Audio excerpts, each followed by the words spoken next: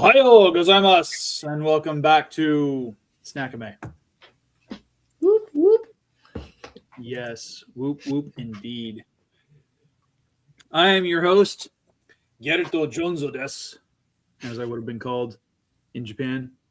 And with me, as always, is my co-host. I don't know how to, it would just I don't know what your last name is. Oh, it's Barton. Jenae Baruton des. Yeah, there we go. So, yep. We're back. Just like I said, we'd be back. And last month we did our tier listing of all the anime we had watched up through November of last year. And this is our first episode of the new year, so that's awesome. Now, before we jump into this month's discussion point, because we are back on talking about Ranma 1/2, we are, of course, eating our traditional ramen. And I decided, you know what, I got hooked on the Ramune, so I figured I'd get a new one. I tried grape this time instead of just original. But I got the original too. There you go. So, Jenae, how have you been in the last month? Doing okay. Just slowly getting better from a cold that wouldn't go away. So, and all the chaos of Christmas and stuff. So, Did you guys have a good Christmas? we did. Some people were still sick, and then we just powered through some of it. So, the kids enjoyed it. We enjoyed it. Had a lot of time off. It was nice. Yeah. I think 3 weeks off from school is a little bit too much. My son is, he just has way too much energy to burn, and he's spent way too much time indoors because it's either been way too cold or way too rainy. Anything. Mm-hmm.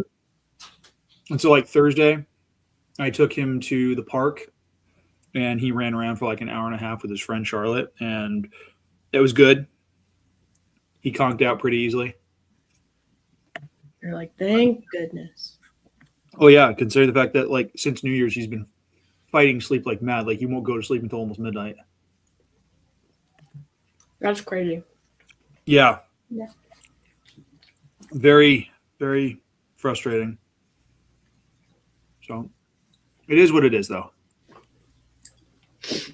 You need to take them to like a jump park or something, or a gymnastics place if you guys haven't one anywhere. We do, but it's super pricey. Like it's like $25 just for an hour.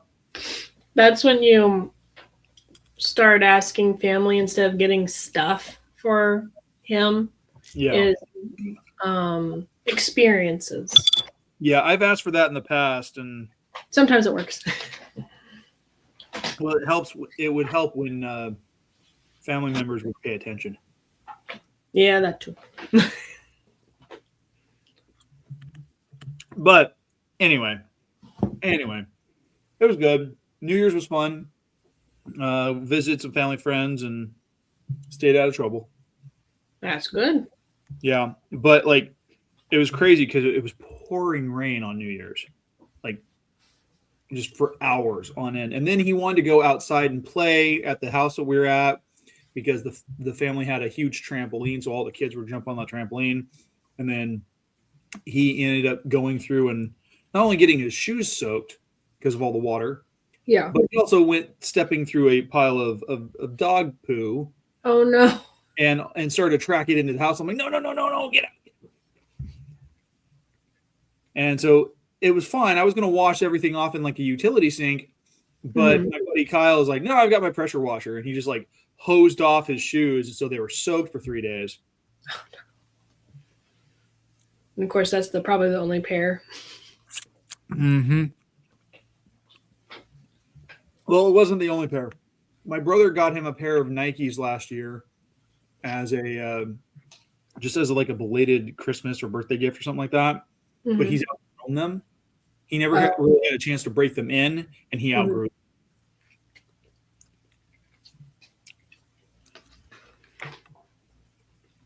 because he's got really long feet. They're not very wide, but they're very long. Mm. So That's hard. yeah, and he's in this weird in between phase where like his legs are really long, but he's got this really tiny little waist. Yep. And so thank God he's got pants with drawstrings because like I have to tie them like super tight.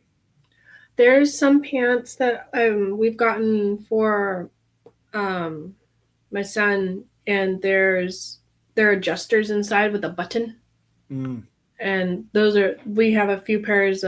They kind of look like a nicer pair of pants, or like tactical pants. They look like they're by Wrangler, I think, and they work really nice. It's like because I bought them like size 8s or 9s, and they're a little too big, and I just tighten them with the button, and then they're good to go. That's cool. That's really cool. Yeah, I got to find stuff like that.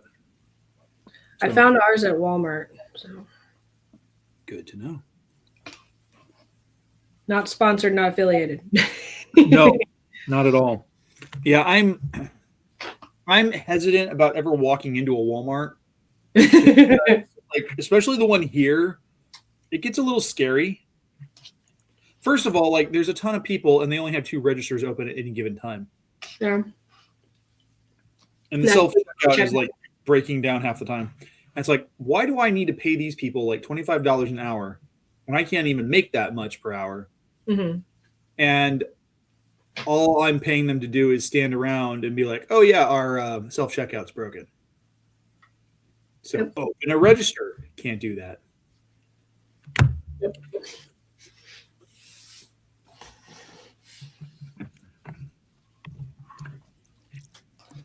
But alas, first world problems.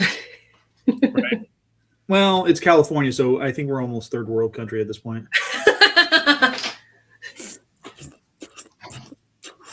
Supposedly it's sinking. Huh? The joke that California's sinking and it's going to break apart from the U.S. They always have that in well, it is sinking, but mostly in debt. And it is going to break apart from the U.S., but mostly politically. So, Escape from L.A. with Kurt Russell is partly right. Okay, this is not bad for a cup of noodles. It's stir fry and it's honey sesame chicken flavored. Ooh, that sounds good. But yeah, it's not bad. And I have chopsticks this time. I'm not being blasphemous. So. What? I know. I found chopsticks. Look at you being all classy and stuff. Yeah, just don't tell my daughter because I think they're her chopsticks. Hey, you and your hubby bought them. Technically, they're on loan to your daughter. Yep. Unless they were a gift, at which point they do belong to her. But if you bought them, we bought them for the intention because she wanted to use them. She does sometimes. So. Then it's a loaner pair. There you go. So that's cool. Yeah, I was leading my writing group this afternoon, and I'm like, you know what? I don't want to have to make 2 trips. So I went and I got ramen at the Japanese place I like to go to. Mm-hmm. And it's cool. Like, I haven't ordered ramen from them in a while. And they're like, well, what kind do you want? And I'm like, what are the different types? So they start going through all the different stuff. And I'm like, okay, I just regular chicken ramen, which is just the noodles, the chicken. And then they slice a hard-boiled egg in half. Yeah. And then they're like, well, what kind of broth do you want? I'm like, what are my options? And so they go through, and I'm like, I'll just go with the miso broth. I like miso. It's easy. I can get it. I understand it. Mm-hmm. But we do have this other ramen's place on the west end of town. It opened the last couple of years called Kumo or Kuma. I can't remember how it's spelled. And they do these huge bowls of ramen. Like, it's all freshly made. Mm-hmm. But a lot of what they have is really spicy. Like, I got one that was called the Dark Side. I was not anticipating it being very spicy. And I picked it mainly because it had tempura shrimp in it. Oh, And I like tempura shrimp. those are good.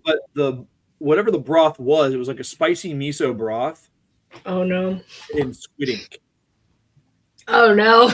I've never had. It wasn't a lot of squid ink, but but it made it dark. Yeah. It was kind of an interesting flavor because I wasn't used to it, but it was really spicy. Like I couldn't feel my lips after eating a bite spicy. And I don't like that. I don't like, going numb because of the heat. Yeah. I don't like that either.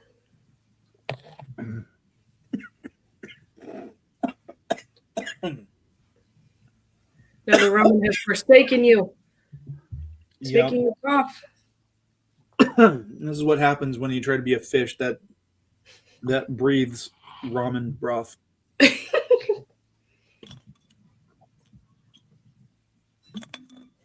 All right. So we are jumping back into our watch of Ranma 1/2. Yep. And I dubbed this episode Ranma's Declaration of Snackitude. Because he does a lot more snacking in this season than he does in previous seasons. Mm-hmm. And, it's interesting, though, that there are so many episodes where he's not the central character. Yeah. So I was kind of floored by that. The series is, quote, about him, but it's more about what happens to him and around him. Yeah, and it's like a lot of enemies and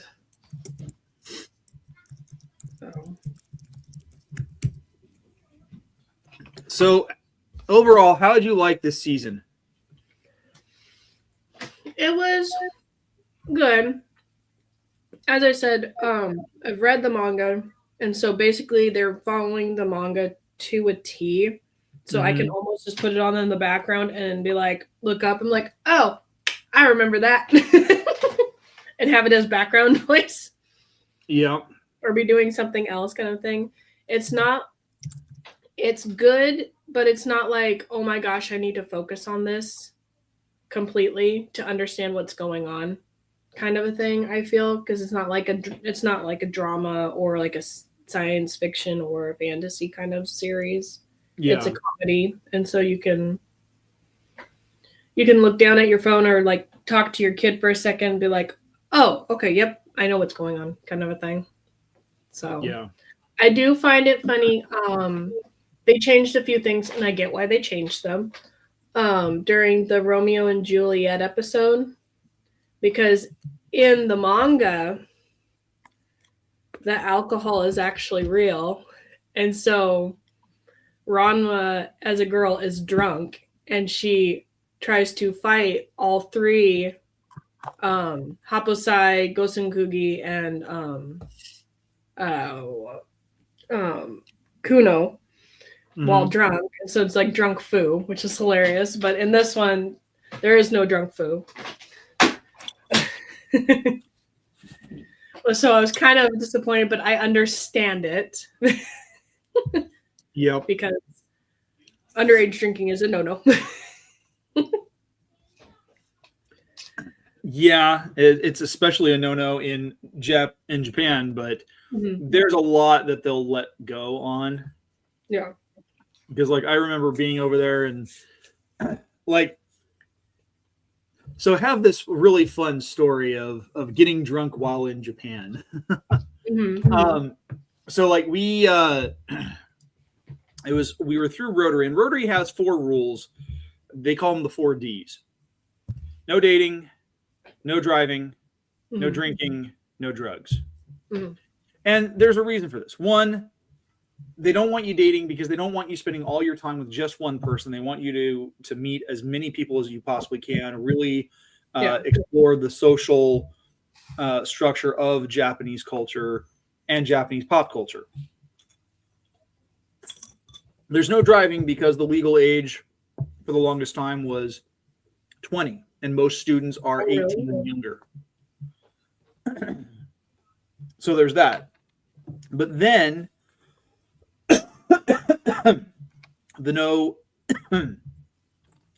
the no drugs and no drinking, that's kind of an obvious thing because those are usually controlled substances. Although, to be fair, Japan is one of the few countries that has a vending machine for everything. Yeah. And they don't have any way of really telling if someone is like, they don't have a way of, as far as I'm aware, of carding someone who goes up to a vending machine, drops a couple $100 yen into the coin slot, and pulls out, a bottle or like a little can of beer or a bottle of whiskey. Mm-hmm. That's pretty common. Now, you can't drink on the train. You can't be drinking it publicly. Yeah. But it's bound to happen that someone is going to do that. Yeah. But we had this huge party. It was like five different Rotary districts all coming together for this conference. And, we ended up being given, the conference hall as for doing a pizza party and dance party and all that. Well, when it was time for us to go back up to our rooms, we did, and all the students were on one floor. All the Rotarians and their host families were on another floor. However, the floor that we were on and the room that I was in was literally lined with these vending machines to the point where we emptied the machine. And at one point, while everybody was in the midst of partying, there was one Japanese Rotarian who came by to check on us to make sure that we were okay. He was drunk. Like, you could smell it on him from 10 feet away. Like, he had been partying it hard. Yeah, and he didn't seem to be fazed by the fact that we were partying as well. But I will never drink like that again because I had the worst hangover possible. Couldn't even vomit anything up. That's how bad it was. Like, I had metabolized everything, so I was just in pain. Oh. I slept through breakfast. I walked into the conference right before lunch. Everybody knew. They all stared at me. They knew. Thankfully, they didn't send me home early, which is nice. I never did it again. But Learned a lesson. I learned a very big lesson. Next time, every time I drink, I now drink at least the same amount, if not more, in water. Because I do not like being all derpy. Not my thing. Not my thing at all. All right, so our list of episodes that we watched, we had episodes 7 through 12.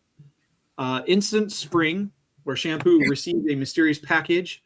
Meanwhile, Son and Genma plan to bring Ranma and Akane closer, and it backfires. When the real Dojo Destroyer shows up. Then we have Okonomiyaki means I love you. Where Ranma discovers the new transfer student is both his attacker's father's assailant and his childhood friend from the past. Her name is Ukyo. Then there's episode 9, Love Letters in the Sauce, where Ukyo plans to help Ryoga date Akane so she can have Ranma all to herself, but it backfires. What plans seem to backfire all the time. Then there's the Romeo and Juliet episode, Not Your Typical Juliet, which is followed closely by the abduction of Akane, in which Moose challenges Ranma using attacks from the spring of drowned duck water to trap Akane in a tank of water. Yeah, because poor Moose decided to go training in the same one so he could beat Ranma, and he immediately falls into the drowning duck pool. Yeah, that's what happens when you don't wear your glasses. And then our last episode was episode 12, Foul Play, spelled F-O-W-L because of birds. And despite Ranma's efforts to protect the audience from the cursed spring water, Akane gets doused instead. What emerges is not his fiancée, but, of course, a duck. But what really happened was she had fallen into a trap door and she was fine. Mostly. So, of the episodes, which one was your favorite? I think my favorite one is the second part of the drowning duck one, because when Moose is like telling Ranma, when Ranma's like, "Don't you have any pride? You wouldn't want me to let you win," and he's like, "I'm all for it," and he just tries to fight Ranma tooth and nail to try to beat him so that he can win a date with Shampoo, because he loves Shampoo so much, and Shampoo's absolutely horrible to him. She's the most manipulative little hussy I've ever seen. She's horrible. And I've been married. And then like she finally, I just love though that at the end, like he finally passes out because he just can't move anymore, even though he's like tried and tried and tried. And so she just turns him into a duck, and she's just like, "Stupid Moose," and takes him home.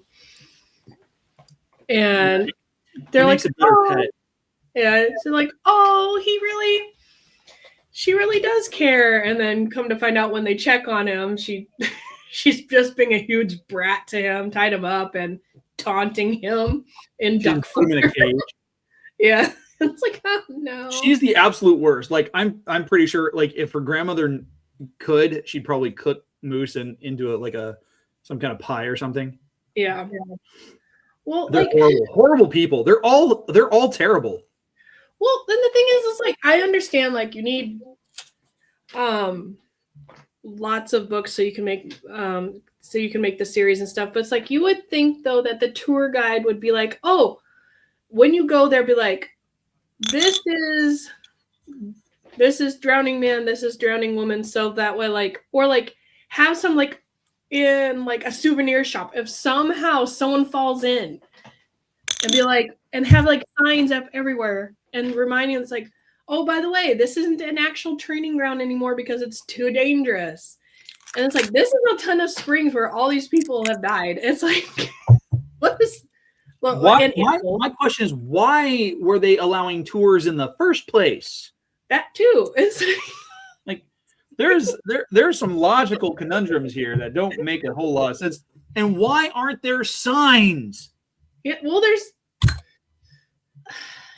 not. And then it's like, okay, what happens if this tour guide passes away? Does no one else know which one is which? Because like I don't know if there's actual signs, or I thought there was like labels, but not labels. I don't know, because I thought there was next to them. I don't know. It makes no sense. But it's funny. It makes me laugh. And what happens if one of each of these animals or creatures or people die in the same spring? Oh, well, you haven't read all the manga, but there is a thing. There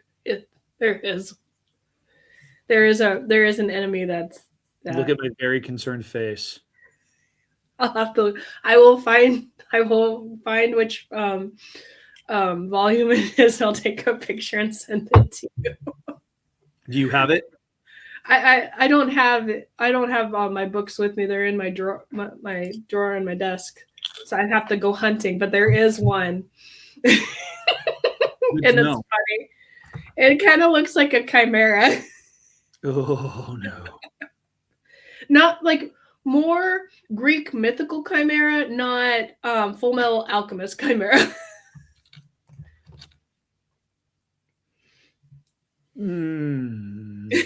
That still concerns you. Mm-hmm. Yep. Gross.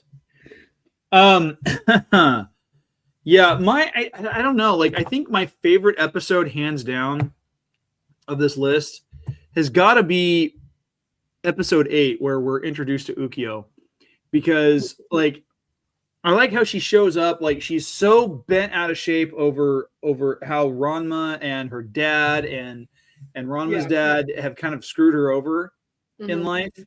And so she's kind of like in this mode where she doesn't want to feel pretty. She doesn't want to feel like a girl, even though she is.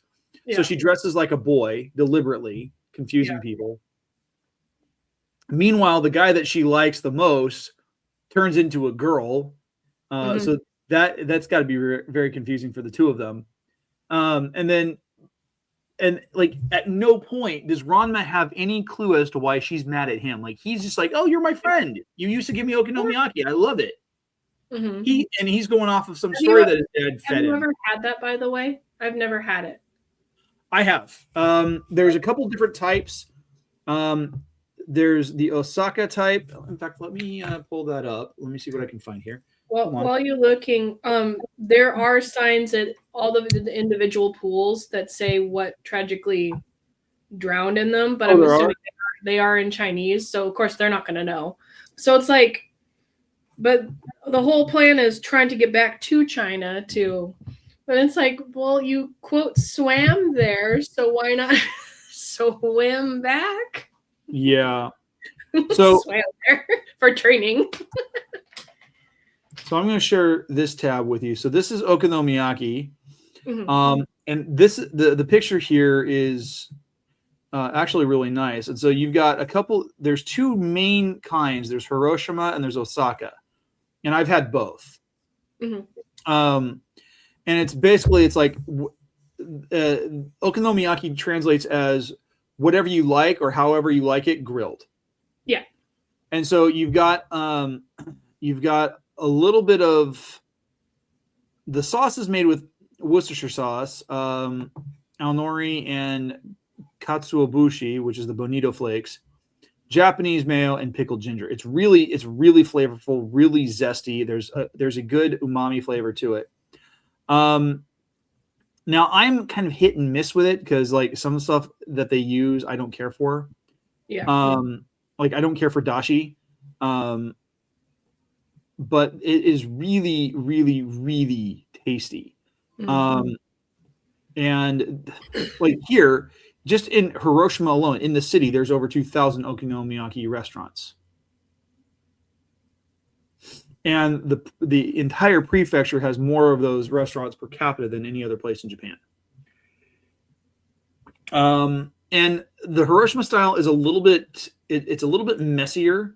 The Kansai is a little bit neater, just depending on what you're liking.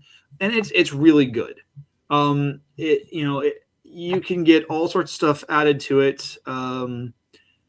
And they have little vendors on the street. You've got restaurants. It's really good. And unfortunately, there's no place here in the United States that makes it that I'm aware of.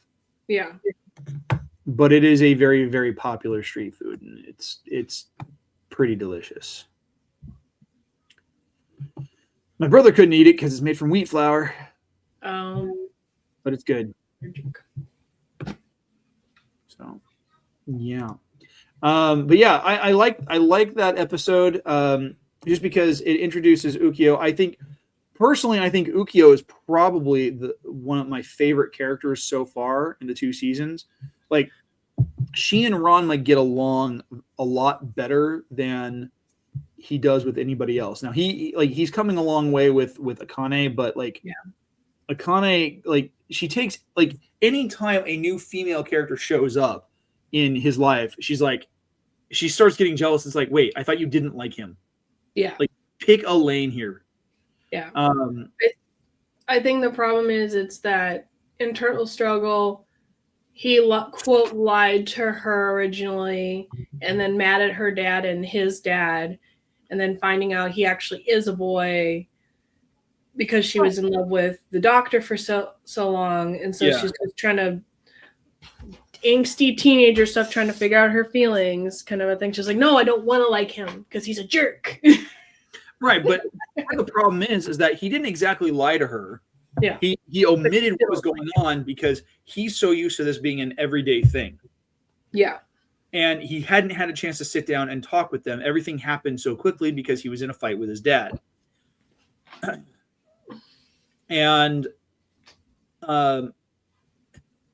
so the whole thing stems from a misunderstanding and the fact that his dad was dumb enough to not say, hey, by the way, there's something you guys should know before we arrive.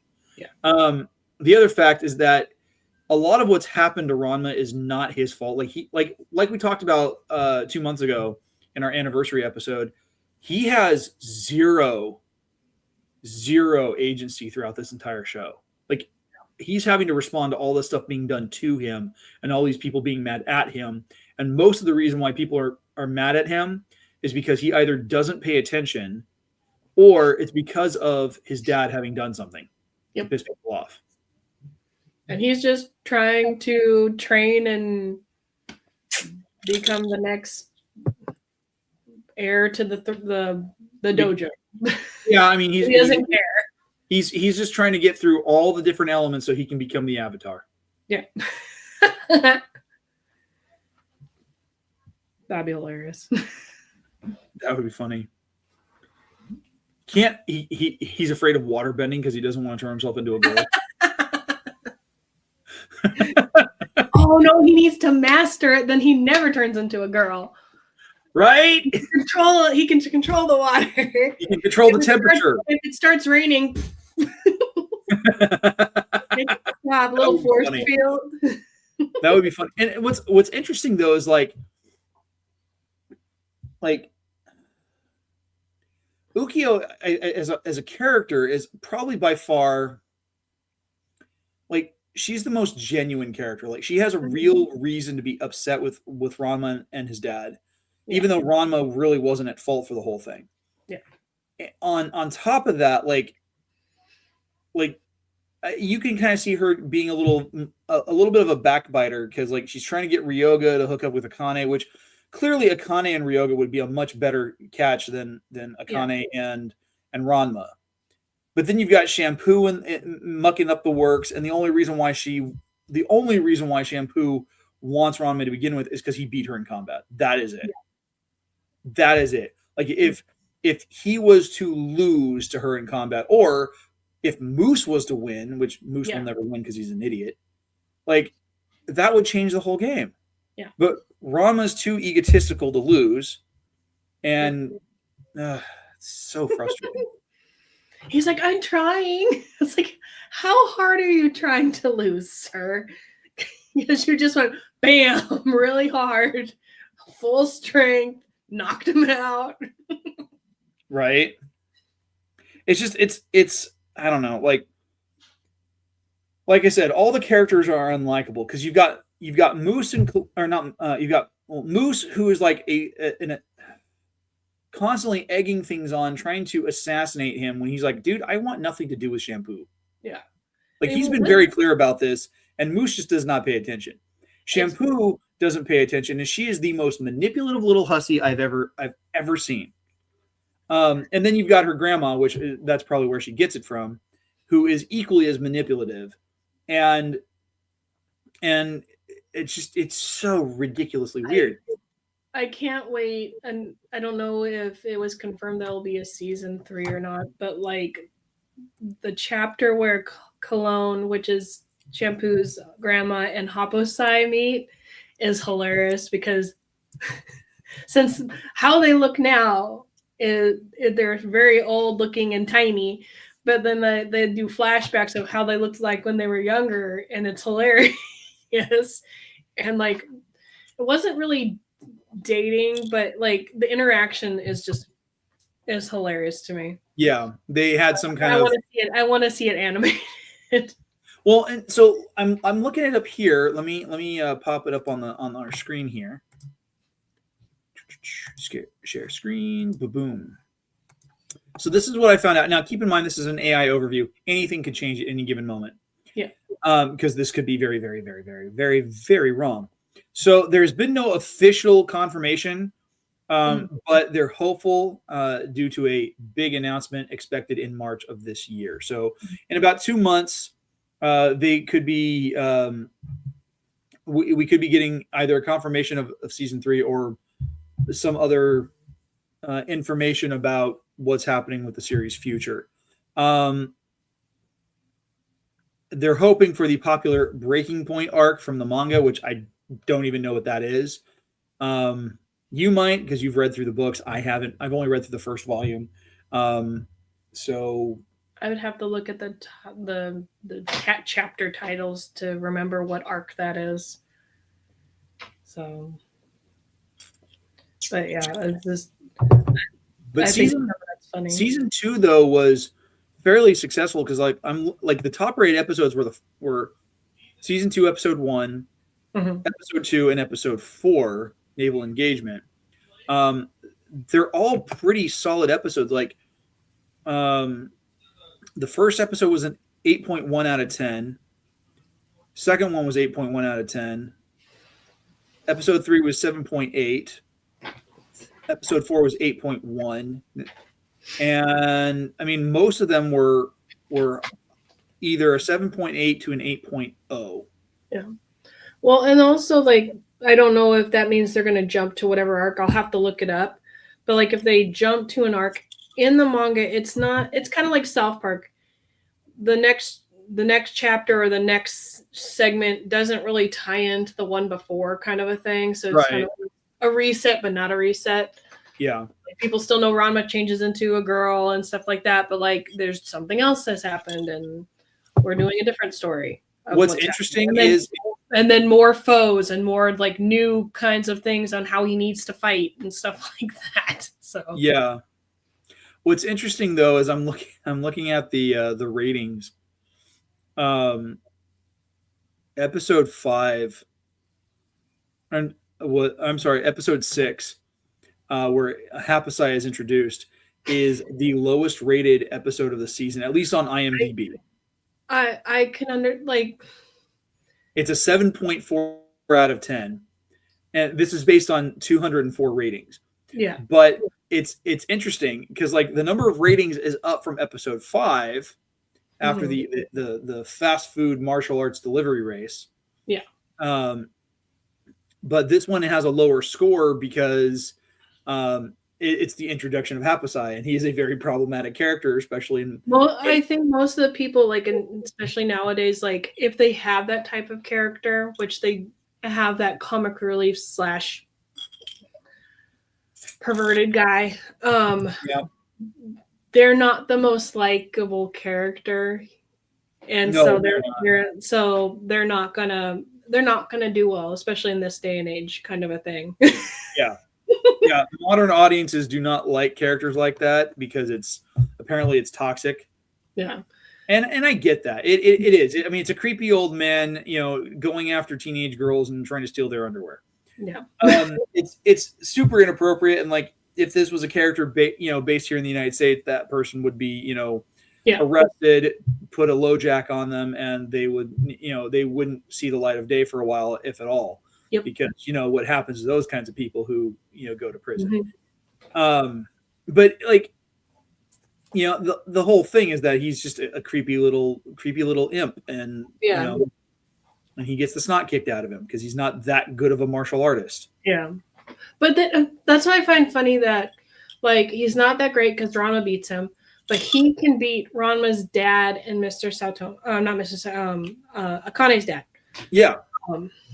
Tendo. Yeah, Tendo. Well, and it's funny because if you look at how, the only time we ever see Akane's dad ever fight is against Hapasai. Yeah. Like, he doesn't fight in any other episode. And Genma, he does his best fighting when he is a panda. Yeah. The rest of the time, and most of the time, he the only reason why he gets a one-up on Ranma is because he'll sneak up and smack him. Yeah. The rest of the time, he is getting his butt kicked by Ranma. Well, and I just I want to know, okay, what's the point in them inheriting the dojo and the title? There's no students. They're not making any money. So what's is it just for the title? That's what I've always wondered. Like, I've enjoyed the manga, I've enjoyed the anime, but I always wondered that because it's like, what do you do for a job? Because you're in a really big with a dojo. I don't, it's maybe Tendo gets a kickback from the local YMCA. Who knows? Yeah, because so I've always wondered that because even in thinking about it. I don't like remember in the manga or the older animes like anyone ever using the Tendo Dojo for like any kind of training. Yeah. Except for the residents in the house. So, And the only resident of the house that actually trains in martial arts is Akane. Yeah. Because she's obsessive like that. Mm-hmm. So I don't get it. It makes no sense to me.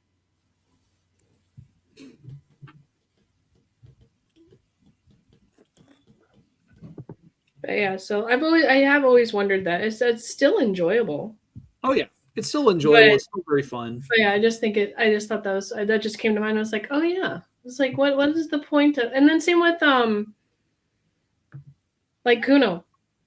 Like he has a dojo, he quote trains and stuff like that. It's just like, did he always want to be doing kendo and stuff like that? It's like, because it makes sense because like when I was in school over there were a lot of kids who did traditional clubs that were focused on traditional historical activities. So kendo being one of them, archery being another. Stuff focused on traditional Japanese history from the Edo period and further back. But it's done as a club, as an organization. They don't actually have like school teams and stuff like that. Yeah. So it's I don't know. It's kind of hard to say. Like, but I mean, you look at a guy like Kuno, and how obsessive these characters get over people and the activities that they make their entire personality. Yeah. And it's I swear, like there's satire in there for all the ideologies that people are embedded with now. Like it's like, oh yes, I'm a kendo master. That's my entire personality. Whereas here in the United States, it's like, oh yeah, I'm a vegan. That's my entire personality. No, that's your diet style, not your personality. Your personality is pedantic. Speaking of vegans, I told you my story about the club rush when my first semester at college. I think so.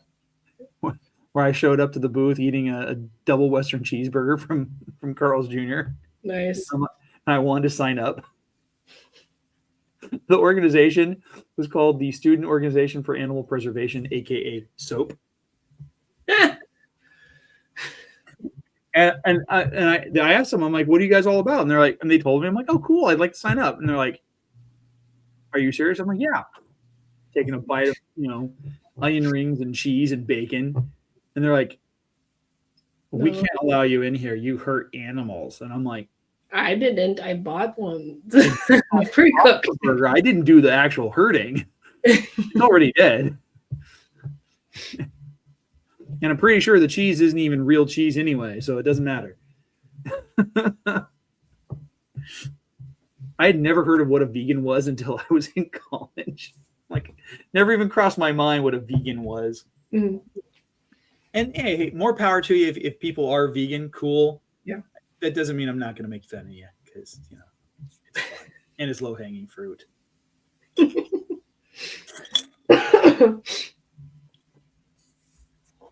So, yeah. So if you were to give, since we've completed season 2, if you were to give it a letter grade, how would you grade, or even a number grade, whichever you prefer, how would you grade season 2 compared to season 1? I'd say a C+. Like, because the animation was amazing. They pretty much stuck with the manga and stuff like that. But it's not like the one thing, like I didn't have to focus on it like Erased. You have to pay attention to that dang thing. Otherwise you're gonna miss something. Or like even like Vox Machina. You're gonna have to pay attention. You can't be distracted because there's so much stuff going on. Kind of a thing. And so like it's a good comedy, lighthearted. You can have it for background noise Not with kids around, but Oh, yeah, absolutely not. but Well, I mean, actually, Ranma 1/2 is more kid friendly than yeah, than some of the other shows that are out there. But what's interesting though is in this one, like in season 1, we had a lot of scenes where Ranma in girl form is covering up. yeah, You know, I get it. in In the this manga, season, not so much. no, in this But I get season, it. we have way more scenes where Ranma is topless and not crossing arms over his chest. Yeah, But what's interesting is like there's no detail. So it's just yeah, like, oh, you've got circles there. Okay, cool. yeah. So yeah, it's inappropriate, but appropriate if they accidentally walk in. Right. Thing. So And the funny thing is that like does it even have a mature rating to it? Let me check. Because I don't think it does.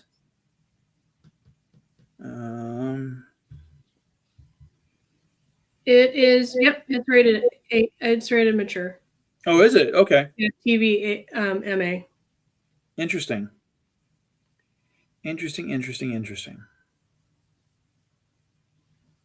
Cool.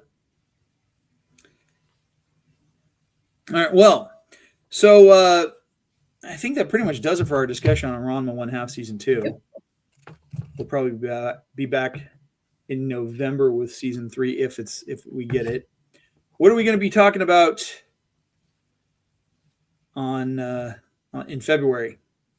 We are going to be talking about The Fragrant Flower Blooms with Dignity. It is on Netflix. It started last year and I believe it finished up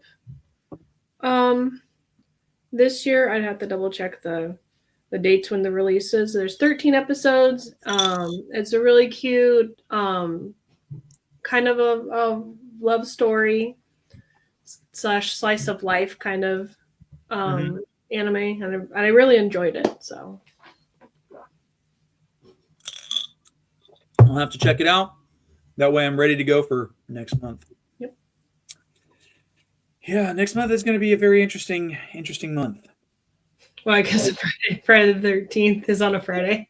Not only that, but Friday the 13th is my 44th birthday. Oh. I'm turning officially old. 44 is officially old? Shh. I'll be 4/11s. 4/11s. I'll be officially starting my 5th decade. I don't like it. Get you a cane and some thick glasses. Pump your brakes there, kid. You're not far behind. You're 86, remember? I know. I know. Okay, just making sure.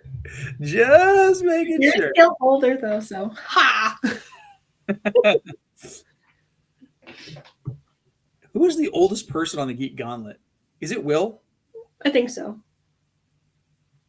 I'm curious as to how old he is because, like, I can't tell.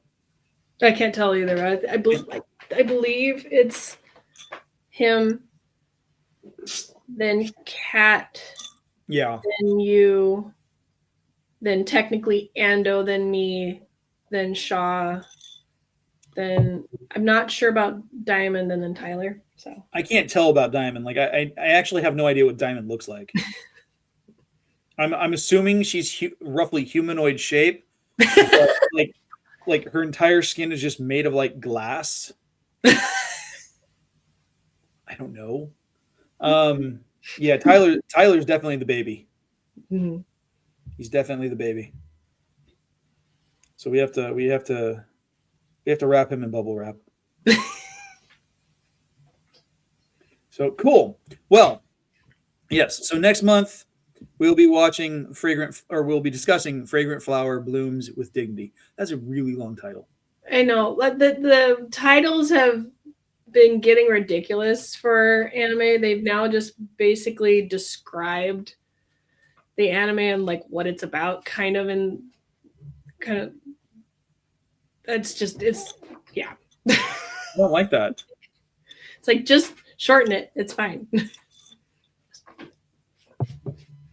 Yeah. All right. Well, where can people connect with you? They can find me on my art Instagram at JELXNB. They can find me on Saturdays on the Geek Gauntlet podcast from 7 p.m. Pacific Standard Time. Which we're recording. And that's it. I'm not doing any more challenges. My challenges are over. So if you guys want to go look at what I drew last year, one thing a day, all things Sailor Moon, and then I still have my previous challenge that I did one drawing a day still up from 2021, I believe. I think you should do one challenge. You should challenge yourself. One drawing a month. I'm tired of drawing. This is what happened last time too. Like, I did my challenge and then I didn't draw for like I doodled. Oh, you burned yourself out? Yeah, I burned myself out, and I was just like, I'm done. So I'm kind of like, I drew something with my daughter the other day because she got one of those little figures that you can bend so you can do practice posing drawing. Mm-hmm. And so we that was like the first drawing I've done since the new year. Was last night. Was we were both drawing the figure together.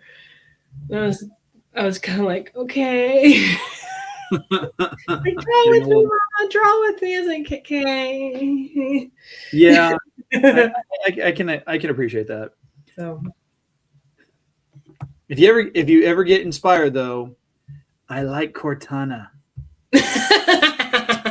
Yeah, and also I recently just finished a big piece that I was supposed to finish like back in 2022, and this person's been waiting since 2022 for it, and it's finished now. I just have to deliver it, but we just have to find out when we can meet up to do it. But it's like 17 by 13, and it's a backdrop for her Wizard of Oz figures. So it's that's cool.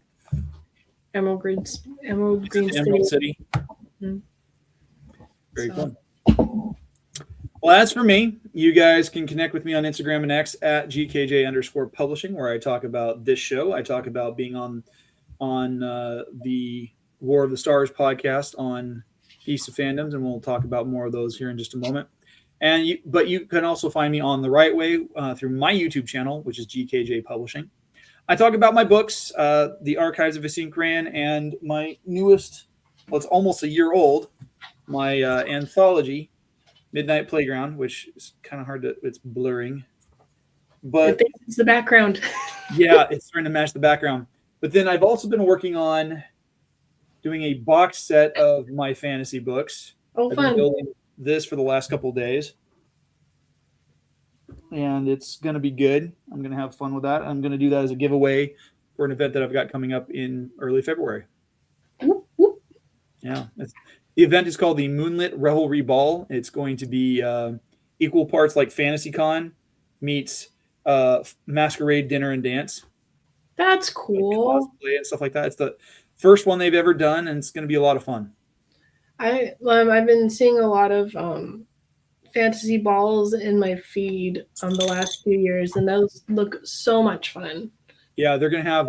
there's like none close to me to go do. So fly on down. What to go with. Fly on down. I will...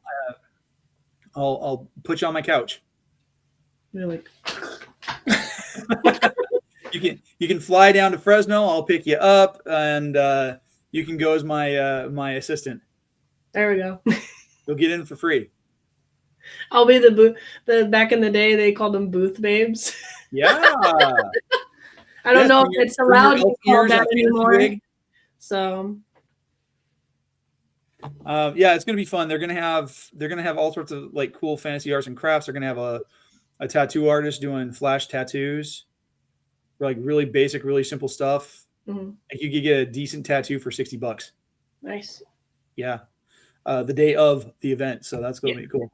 As far as shows here on the shows on Feast of Fandoms, guys, don't forget to check out MCU Mondays, Captain's Logs, and Lightsabers. Of course, War of the Stars, one of the best ones. Cantina Happy Hour, Snack-ime, the other one of the best ones, and then the Geek Gauntlet, which is basically just like everybody from every single one of the podcasts all rolled into one big show. We go live with that one. We have a lot of fun. There's a lot of joking. Jenae gets drunk. Not all the time. You get a little snockered. It's fun. Like inebriated Jenae gets goofy. We enjoy it. So, all right, that'll be it for us. Have yourselves a great rest of your January, and we'll catch you again next month. Bye.